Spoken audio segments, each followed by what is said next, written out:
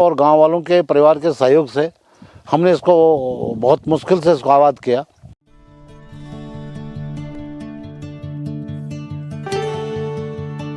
मैं खंड विकास अधिकारी पद से रिटायर्ड हुआ।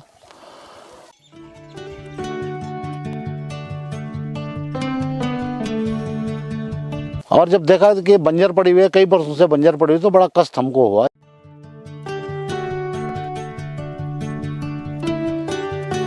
यहाँ पे सुविधाएं तो हैं, वो प्राकृतिक सुविधाएं हैं। सरकार द्वारा अभी तक कोई इस प्रकार की सुविधा यहाँ पे मुहैया नहीं कराई गई।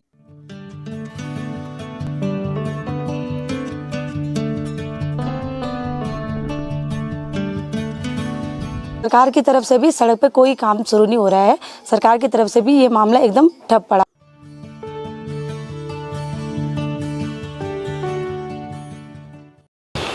नमस्कार साथियों, मेरा नाम है देव प्रकाश अग्रवाल। आज हम पौड़ी ज़िले के सिरतोली नामक गांव में पहुंचे हैं, जहां पौड़ी में बहुत सारे बंजर खेत पड़ते जा रहे हैं। वहीं आज हम आपको रिटायर्ड खंड विकास अधिकारी जी की कहानी को लेके आपके सामने आए हैं। वो किस प्रकार से बागवानी पे काम कर रहे हैं और अभी तक उन्होंने कितना काम किया है, जानते हैं पूरी कहानी वीडियो में आगे। इससे पहले गवर्नमेंट जॉब में था और मैं 2021 में खंड विकास अधिकारी पद से रिटायर्ड हुआ। उसके बाद मैं गांव में बसने का मेरा पहले से ही मन था, क्योंकि हमारा बचपन और पूरी जवानी और लगभग पूरा जीवन हमारा पहाड़ में बीता है। चाहे वो सर्विस पीरियड हो, चाहे उससे पढ़ाई का हो, चाहे उससे पहले बचपन का हो, तो पहाड़ के प्रति हमारा एक स्वाभाविक अटैचमेंट पहले से था। तो यहाँ करके देखा कि हमारे जो पुरखों की ज़मीन है, ये जो हम जहाँ पे हम खड़े हैं, हमारे माँ पिताजी दादा दादी आदि सारे हमारे बुजुर्गों ने इस पर बहुत कठोर मेहनत की। हम लोगों ने भी उसके साथ बहुत मेहनत की, उन लोगों के साथ में। और जब देखा कि बंजर पड़ी हुई है, कई वर्षों से बंजर पड़ी हुई, तो बड़ा कष्ट हमको हुआ। ये बड़ी हमारी उपजाऊ भूमि थी। तो फिर परिवार के लोगों की सहमति से मन में आया कि इसमें कुछ किया जाए। लेकिन सोचना तो आसान था, लेकिन करना बहुत कठिन था। किंतु फिर भी जो है गवर्नमेंट स्कीम के थ्रू, मनरेगा के थ्रू और गाँव वालों के परिवार के सहयोग से हमने इसको बहुत मुश्किल से इसको आबाद किया। और फिर कीवी मिशन के अंतर्गत इसमें कीवी का प्लांटेशन शुरू किया।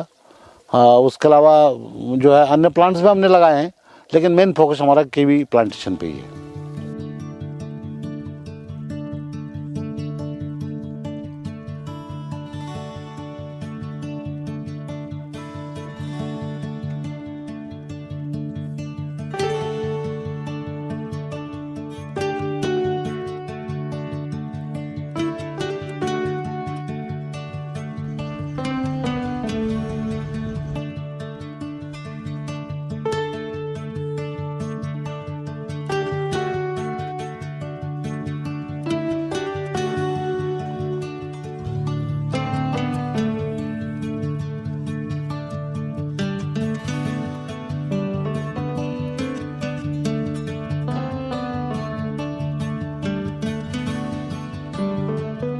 यहाँ पे हमने 1 यूनिट पूरी कीवी लगाई है। लगभग 160 पेड़ इसमें कीवी के हैं और 2 अलग अलग फाइनेंशियल ईयर में हमने इसको लगाया है। और यहाँ पे मैंने 100 कागजी नींबू के पेड़ भी इसमें लगाए हैं। उसके अलावा कुछ घरेलू माल्टा नींबू इस प्रजाति के पेड़ भी यहाँ पे हैं। और भविष्य में इसमें अखरोट का प्लांटेशन करने की मेरी योजना है। हम आपको जो आसाराम पंत जी का बगीचा है उसकी सैर कराते हैं। ये पूरा जो ऑर्चर्ड बना हुआ है, ये पूरा कीवी का ऑर्चर्ड बना हुआ है। अभी जो वर्तमान में इसमें जो कीवी लगाई गई है वो 160 पौधे हैं और धीरे धीरे पौधे भी ग्रो कर रहे हैं। ये देखिए, ये पूरा विधिवत तरीके से पूरे कीवी को लगाया गया है और हर हफ्ते इनमें पानी दिया जाता है। पानी की भी यहाँ पे कोई कमी नहीं है। और इस प्रकार की कहानियाँ हमारे पूरे जितने भी गढ़वाल में रहते हैं, गाँव में रहते हैं, उनके लिए एक प्रेरणा है कि रिटायरमेंट के बाद जहाँ गढ़वाल से बड़े बड़े अधिकारी देहरादून, दिल्ली, बॉम्बे में सेटल हो जाते हैं, वहीं आसाराम पंत जी की एक अद्भुत कहानी है, जिन्होंने अपना रिटायरमेंट का पूरा पैसा और सरकार से मदद लेके भी, जो सरकार की स्कीमें होती हैं उनके तहत भी इस पूरे कीवी के ऑर्चर्ड को तैयार कर रहे हैं। और ऐसे लोग जो पौड़ी की तस्वीर को सुधारने में लगे हैं और पौड़ी में पलायन को रोकने की भी कोशिश कर रहे हैं, तो कुछ इस प्रकार से उनका खूबसूरत सा बगीचा तैयार हो रहा है और भविष्य में उनकी जो प्लान है वो सिट्रस के पौधे लगाने और सेब वगैरह वगैरह और की भी पूरी प्लानिंग है। साथ ही यहाँ पे जो है हमारा जो आप सामने देख रहे हैं यहाँ पे ये ताराकुंड का रूट है जो एक पर्यटक स्थल है और यहाँ पे एक गेस्ट हाउस या ये मान लीजिए कि इसको एक होम स्टे के रूप में भी यहाँ पे बनाने का प्रोग्राम है ताकि यहाँ पे टूरिस्ट को और उनको सुविधा यहाँ पे मिल सके। उसके अलावा हमने इसमें मत्स्य पालन का भी हम इसमें काम कर रहे हैं और भी जो कोई काम संभव होंगे भविष्य में किए जाएंगे, लेकिन उसके लिए हमें अभी फ़िलहाल बहुत ज़्यादा कैपिटल मनी की ज़रूरत होगी। तो उसके लिए देख रहे हैं कि गवर्नमेंट से कोई मदद मिले या कहीं अन्य सोर्स से, क्योंकि हम तो अपना पूरा इस पर इन्वेस्ट कर चुके हैं जो हमारे पास था।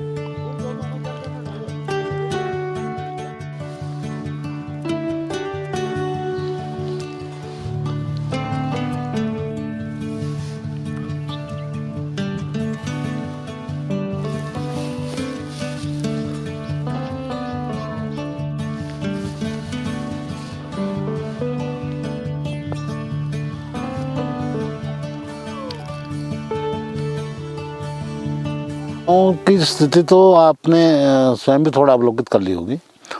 यहाँ पे सुविधाएं तो हैं, वो प्राकृतिक सुविधाएं हैं। सरकार द्वारा अभी तक कोई इस प्रकार की सुविधा यहाँ पे मुहैया नहीं कराई गई है। इस गांव में अभी वर्तमान में लगभग 65 परिवार निवास करते हैं और सारे लोग अपने कृषि और पशुपालन पे ही आश्रित हैं। कुछ लोग गवर्नमेंट जॉब में, फौज में या कहीं बाहर रहते हैं, लेकिन सरकार की तरफ से जो सुविधाएं यहाँ पे मिल रही, सड़क का आप देख लीजिए मुख्य हाल क्या हाल है। सड़क का बहुत बुरी स्थिति है। यहाँ पे 108 नहीं आ पाती है। यहाँ पे कोई एम्बुलेंस जो स्वास्थ्य संबंधी होते हैं, मोबाइल वैन जैसे हंस फाउंडेशन की वैन दूसरे गांव तक आती है, यहाँ पे नहीं आती है क्योंकि सड़क का बहुत बुरा हाल है। यहाँ पे गैस डिलीवरी नहीं है। गैस के लिए लोगों को पैठानी बाज़ार यहाँ से सिलेंडर सर पर रख के जाना पड़ता है या गाड़ियाँ बुक करके जाना पड़ता है। यहाँ पे हेल्थ का कोई इस प्रकार का सुविधा केंद्र यहाँ पे नहीं है। ये गांव दरअसल में 2020-21 में माननीय सांसद तीरथ सिंह राव जी ने गोद लिया था और उस समय इसकी परिकल्पना की गई थी। यहाँ पे डीएम साहब आए थे, सीडीओ साहब आए थे, 2 बार पूरे जिला स्तरीय अधिकारियों का विजिट हुआ था। एक लंबा चौड़ा प्लान यहाँ के लिए बना था, लेकिन राज्य सरकार की उदासीनता के कारण सारे विभाग इसमें कोई एक्टिव रोल नहीं कर पाए, जिससे कि गाँव आज भी काफ़ी ख़राब स्थिति में, आप देख रहे होंगे, काफ़ी ख़राब स्थिति में है।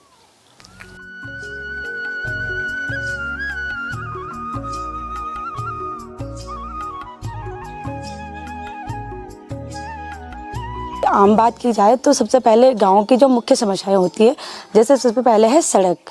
तो आपने देखा होगा सड़क कितनी गंदी हालत है कि जो रोज़ की आवाजाही होती है वो बिल्कुल ऐसी होती है कि सड़क में पत्थर वगैरह, तो आए दिन ऐसा होता है कि जैसे हम जाते हैं तो गिरने का ज़्यादा खतरा होता है, चोट लगने का ज़्यादा होता है। और फिर सरकार की तरफ से भी सड़क पे कोई काम शुरू नहीं हो रहा है। सरकार की तरफ से भी ये मामला एकदम ठप पड़ा हुआ है। जहाँ से ये है कि यहाँ ग्राम सभा सिरतोली पोस्ट पड़ाल से आगे की सड़क है, वो उसकी हालत बिल्कुल एकदम ख़राब है। दूसरी चीज़ है रोज़गार। अगर रोज़गार की यहाँ पे बात करें तो गांव में रोज़गार ना के समान है, क्योंकि यहाँ पे क्या है कि आय का कोई साधन नहीं है। अब लोग खेती बाड़ी कर रहे हैं तो जंगली जानवर, पशु वगैरह क्या करें, उसको बर्बाद कर दे रहे हैं, तो वो उतनी उसकी कीमत मिल नहीं पा रही है। और जैसे कोई अगर अपने खेतों में कुछ कर रहा है, अनाज वगैरह बो रहा है, तो जंगली जानवर उसको एकदम से बर्बाद कर दे रहे हैं। लोगों की मेहनत तो लग रही है, लेकिन क्या हो रहा है कि जिस पे फ़ायदा होना था थोड़ा बेचने का, थोड़ा उत्पादन करने का, तो वो चीज़ें एकदम कम हो जा रही है। तो उसमें भी लोगों को ठीक प्रकार का रोज़गार नहीं मिल रहा है। और आगे है शिक्षा। तो अगर शिक्षा की बात की जाए तो कॉलेजेस हैं, डिग्री कॉलेज है, बीपीएड उसमें है, बीएड उसमें है, बीए है, ठीक है, पॉलिटेक्निक है और बीएससी वगैरह है, एग्रीकल्चर है। तो यहाँ पे क्या है कि कॉलेज तो हैं, लेकिन अगर नहीं पढ़ाई कर रहे हैं तो पढ़ाई तक तो ठीक है, लेकिन अगर गांव में किसी को ये है कि अपना रोजगार करना है तो उसकी वजह से उससे ठीक से बजट नहीं पास हो रहा है, ठीक से उसको पे नहीं मिल रहा है। तो इस हिसाब से लोग क्या करें कि गांव से ज़्यादातर प्लान बाहर के लिए कर रहे हैं, बाहर जा रहे हैं, ताकि वो धीरे धीरे अपना आमदनी का साधन बढ़ा सकें। पढ़ाई करने के लिए तो है, लेकिन अच्छे से कॉलेजेस नहीं हैं, अच्छे से ट्यूशन एरिया नहीं है, कोचिंग सेंटर नहीं है, कंप्यूटर सेंटर नहीं है, जिससे क्या है कि शहरों के हिसाब से जो गांव के बच्चे हैं, पिछड़े वर्ग के बच्चे हैं, जो पिछड़ा क्षेत्र है, वो कहीं ना कहीं पिछड़ा रह जा रहा है। उनको बच्चों को एक तरफ से वो नहीं मिल रहा है कि बच्चे किसी भी करियर में आगे जा सकते हैं। तो धीरे धीरे साधन होता है, गाँव में साधन है कि दिहाड़ी मजदूरी, खेती बाड़ी करना। तो खेती बाड़ी का वही है, फिर अगर कर रहे हैं तो ठीक से उसका लाभ नहीं मिल पा रहा है। और जैसे गांव में आजकल महिलाओं का है, आजकल नॉर्मल चल रहा है कि स्वयं सहायता नारी योजना जो है आजीविका, उसके थ्रू लोग क्या कर रहे हैं कि जैसे हमारे जो गांव के मोटे अनाज हैं, मिलेट्स वगैरह, उन चीज़ों का उत्पादन कर रहे हैं, अच्छी मात्रा में हो रही है। लेकिन क्या है, यहाँ से वो बेच तो रहे हैं, लेकिन उस हिसाब से उनको क्या नहीं मिल रहा, उसका पे नहीं हो रहा है ठीक से। अगर वो मान ले कि 40 रुपये किलो यहाँ से अगर कोई खरीदता है तो बोलने को है, यहाँ से पे उसका आधा पेमेंट लेके जा रहे हैं और आगे जाके उसको वो कर रहे हैं, अपने तो अच्छे दाम में ले जा रहे हैं। लेकिन गांव में क्या है, गांव के लोगों को बहुत कम सुविधाएं से प्राप्त हो रही हैं।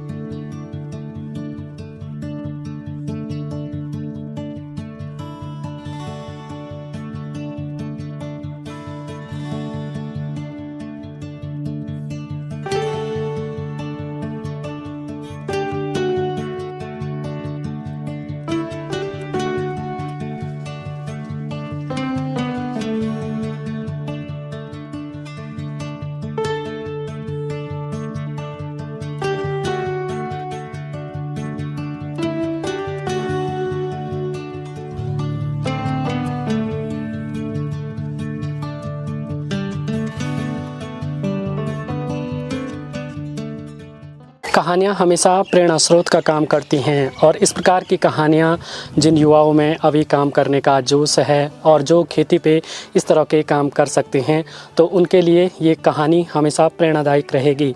आज की कहानी आपको कैसे लगी कमेंट में ज़रूर बताएं। तब तक के लिए आप अपना विशेष ध्यान दीजिए। जय श्री केदार।